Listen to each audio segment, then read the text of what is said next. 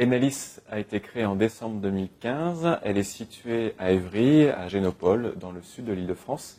Et nous développons des tests de diagnostic moléculaire rapide pour les animaux de loisirs, les chats, les chiens et les chevaux. Il y a 30 millions d'animaux de compagnie en France, à peu près le même nombre en Angleterre et en Allemagne.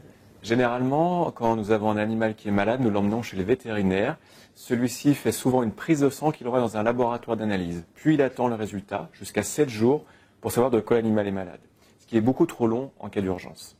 Ce que nous faisons chez Enalis, c'est que nous compressons le laboratoire pour le mettre dans la main du vétérinaire, pour qu'il puisse faire le test lui-même, devant vous, lors de la consultation, et ainsi immédiatement savoir de quoi l'animal est malade pour le traiter tout de suite.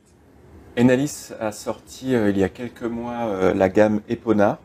Il s'agit de tests pour le diagnostic moléculaire chez les chevaux. Et donc ça se présente sous des formats de tests à usage unique que les vétérinaires vont utiliser dans leur clinique. Et donc après la prise de sang et 2-3 étapes de préparation, ils vont mettre l'échantillon dans des petits tubes de ce type et le mettre sur un lecteur portatif que nous lui fournissons. Et après une vingtaine de minutes, le résultat va s'afficher directement sur l'écran avec des plus ou des moins. Je suis le président fondateur d'Enalis, que j'ai créé en décembre 2015 avec d'autres associés. À la base, j'ai un doctorat en biologie moléculaire. J'ai travaillé une quinzaine d'années dans l'industrie au niveau vente et marketing, toujours en santé animale. Et avant Enalis, j'étais directeur d'un site de recherche et développement et de production situé à Lyon. Enalis est constitué d'une équipe de 8 personnes pluridisciplinaires.